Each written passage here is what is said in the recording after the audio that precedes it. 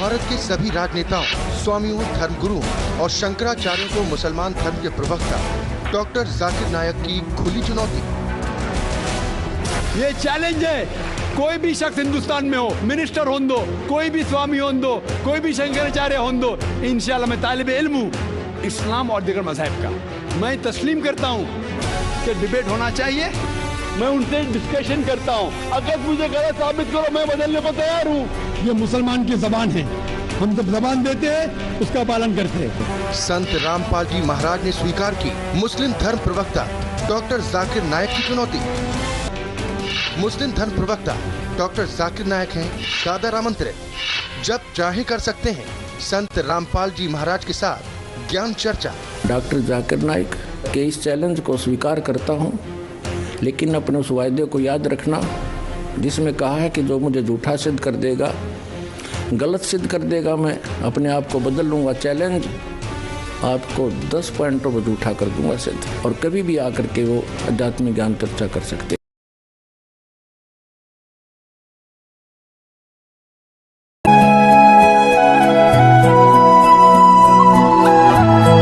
सल्लल्लाहु अलैहि वसल्लम का जिक्र वेद में कई जगह है। अथर्वा वेद में भी है, किताब नंबर 20, पाठ नंबर 127, मंत्रा नंबर 1 से 14। वक्त की किल्लत होने की वजह से, वक्त की कमी होने की वजह से सारे 14 मंत्रों का तस्करा मैं नहीं कर सकता हूं, सिर्फ पहले 2 का करूंगा। मंत्रा नंबर 1 में लिखा हुआ, इसे कहते हैं, ये 14 मंत्रा को कहते हैं कुंटप सुक्ता। कुंटप मतलब परेशानी से दूर करना, उसके मानी है अमन, सलामती, और अरबी में कहते हैं इस्लाम।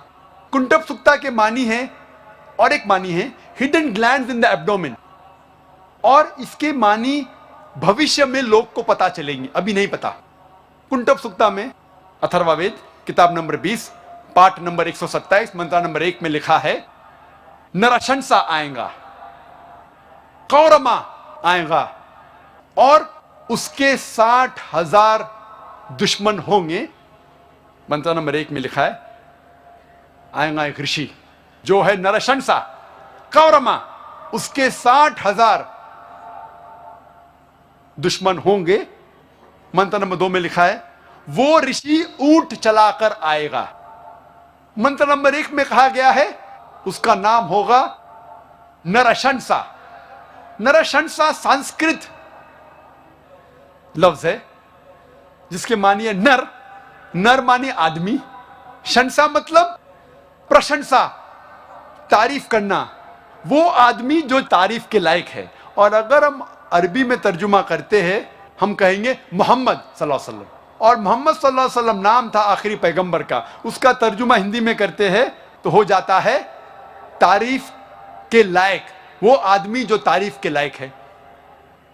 मंत्र नंबर 1 में आगे लिखा है, वो है कौरमा। कौरमा के मानी अमन का शहजादा, सलामती का शहजादा, और मोहम्मद सल्लल्लाहु अलैहि वसल्लम सलामती अमन के शहजादे थे। कौरमा के और एक मानी है, जो आदमी हिजरत करता है। हम जानते हैं कि मोहम्मद सल्लल्लाहु अलैहि वसल्लम ने हिजरत की थी,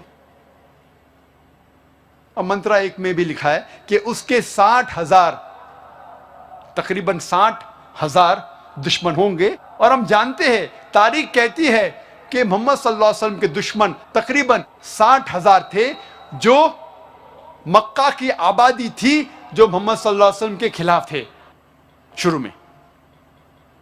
मंत्र नंबर 2 में लिखा है, वो ऋषि ऊंट चला के आएगा।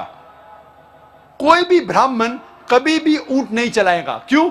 मनुस्मृति पाठ नंबर 11 श्लोक नंबर 202 में लिखा है, ब्राह्मण कभी भी ऊंट नहीं चलाना चाहिए। तो ये ऋषि ब्राह्मण नहीं हो सकता। तो ये भविष्यवाणी इशारा कर रही है मोहम्मद सल्लल्लाहु अलैहि वसल्लम की तरफ। कई जगह पे लिखा हुआ है मोहम्मद सल्लल्लाहु अलैहि वसल्लम की भविष्यवाणी नरशंसा जैसे। सिर्फ हवाले अगर मैं देने लगूंगा तो अल्हम्दुलिल्लाह, अल्हम्दुलिल्लाह सुम्मा अल्हम्दुलिल्लाह, सिर्फ हवाले देने लगूंगा, सैकड़ों हवाले हैं। पुण्यात्मा डॉक्टर जाकिर नायक जी ने सदग्रंथों को ठीक से ना समझकर अपनी अज्ञानता से कुछ भ्रांतियां फैलाई हैं, उनके समाधान के लिए सद्ग्रंथों को आपके रूबरू करते हैं। क्योंकि डॉक्टर जाकिर नाइक जी ने तो अभी तक सद्ग्रंथों की केवल झलक दिखाई है और दास दिखाएगा इनके अंदर की सच्चाई। डॉक्टर जाकिर नाइक जी ने कहा है कि हजरत मोहम्मद जी का वर्णन वेदों के अंदर भी है, और किस बात से वो सिद्ध करना चाहते हैं कि वेदों में नरसंसा शब्द है, उसका अर्थ होता है प्रशंसित व्यक्ति। तो केवल एक नरसंसा से ये सिद्ध नहीं हो जाता कि हजरत मोहम्मद जी के ही विषय में ये जानकारी है। उसके पश्चात उन्होंने कहा कि अथर्ववेद कांड 20 सूक्त 127 के मंत्र 1-2 में भी कहा है कि वो व्यक्ति आएगा, ऊंटों पर चढ़ के आएगा।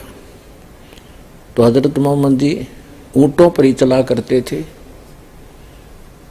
अब आपको दिखाते हैं, अथर्ववेद में तो ये लिखा है, अथर्ववेद कांड नंबर 20 अनुवाक नंबर 127 के मंत्र 1-2 में लिखा है कि वो व्यक्ति रथ में चलेगा, उन रथों को ऊंट और ऊंटनियां खींचेंगी। तो रेगिस्तान के अंदर जहां हजरत मोहम्मद जी रहा करते थे वहां रथ नहीं चलते थे।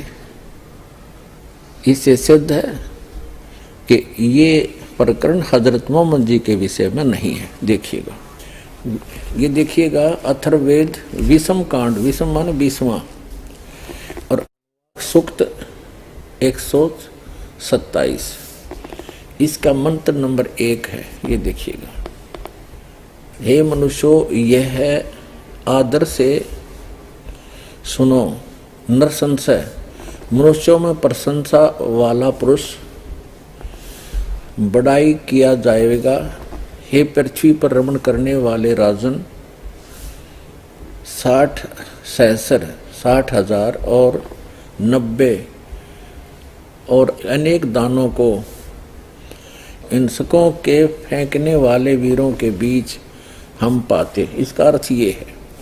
अब ये दिखाते हैं दूसरा, इसमें क्या अर्थ किया है।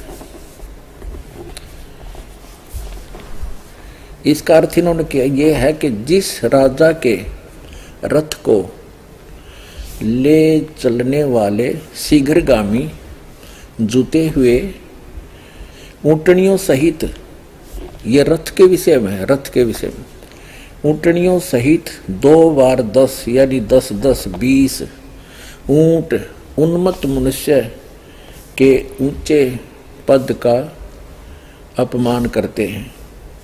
बताओ, इसका कोई अर्थ हुआ? ऊंटों पर चढ़कर चलने वाली तो बात है को नहीं, और मोहम्मद जी का कितना नामो निशान नहीं है। इस पूरे मूल पाठ में भी मोहम्मद नाम नहीं है, आप देख सकते हैं आराम से। इसी प्रकार इसमें भी कोई मोहम्मद नाम नहीं है। एक नरसंसा कहने से मोहम्मद साहब सिद्ध नहीं हो जाते। इसी तरह इन्होंने अन्य वेदों के प्रमाण झूठे यूजलेस अपने प्रमाण में लिए हैं, जो कहीं पर भी हजरत मोहम्मद जी के विषय में प्रमाणित नहीं होते। पुणात्माओं, वैसे वेद कोई भविष्य ज्योतिष की पुस्तक नहीं है, ये गॉड गिवन स्पिरिचुअल नॉलेज है। इसमें कोई भविष्य की वाणी नहीं है, इसमें तो अध्यात्म मार्ग है, परमात्मा की भक्ति की जानकारी है। परमात्मा कौन है, कैसा है, कहाँ रहता है, क्या लीला करता है। और कुछ एक जानकारी ऐसी है कि एक मनुष्य को कैसे रहना चाहिए, कैसे भक्ति करनी चाहिए, कौन कौन सी विधि अपनानी चाहिए, इतनी सी बात है। और रही बात श्रीमद् भागवत के अंदर, ये कथाएं हैं, इसमें तो हजरत मोहम्मद जी का कितना नामो निशान नहीं है। केवल हजरत मोहम्मद जी का जिक्र आता है भविष्य पुराण के अंदर। कलयुग के अंत जो प्रकरण चलता है कलयुग का, उसमें आता है, उसके विषय में आपको जानकारी दी है और आगे भी हम देंगे। तो कहने का भाव ये है कि भविष्य पुराण का अर्थ तो होता ही भविष्य की जानकारी, उसका नाम से ही सिद्ध है कि वो भविष्य का ज्ञान कराता है।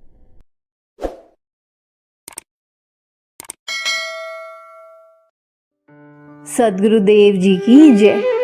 बंदी छोड़ सदगुरु रामपाल जी महाराज जी बताते हैं कि कबीर परमेश्वर जी कह रहे हैं, कबीर ये कुकर को भक्ष है, मनुष्य देह क्यों खाए, मुख में आमिख मेल के नरक पड़ेंगे जाए। ये मांस तो कुत्ते का आहार है, मनुष्य शरीरधारी के लिए वर्जित है। मांस चाहे गाय, हिरनी और मुर्गी आदि किसी प्राणी का हो, जो व्यक्ति मांस खाते हैं वो नरक के भागी हैं। कबीर कहता हूँ कहीं जात हूँ, कहा जुमान हमार, जाका गला तुम काटे हो, सो फिर काटे तुम्हार। अधिक जानकारी के लिए जगत गुरु तत्वदर्शी संत रामपाल जी महाराज द्वारा लिखित पवित्र पुस्तकें ज्ञान गंगा, जीने की राह, गीता तेरा ज्ञान अमृत, अंधश्रद्धा भक्ति खतराए जान बिल्कुल निःशुल्क मंगाएं। अपना नाम, पूरा पता हमें व्हाट्सएप करें। हमारा नंबर है 7496801823। जगत गुरु तत्वदर्शी संत रामपाल जी महाराज के मंगल प्रवचन अब प्रतिदिन सुनिए MH1 श्रद्धा टीवी पर दोपहर 2 से 3 बजे, सारथी टीवी पर शाम 6:30 से 7:30 बजे, साधना टीवी पर शाम 7:30 से 8:30 बजे, ईश्वर टीवी पर रात 8:30 से 9:30 बजे।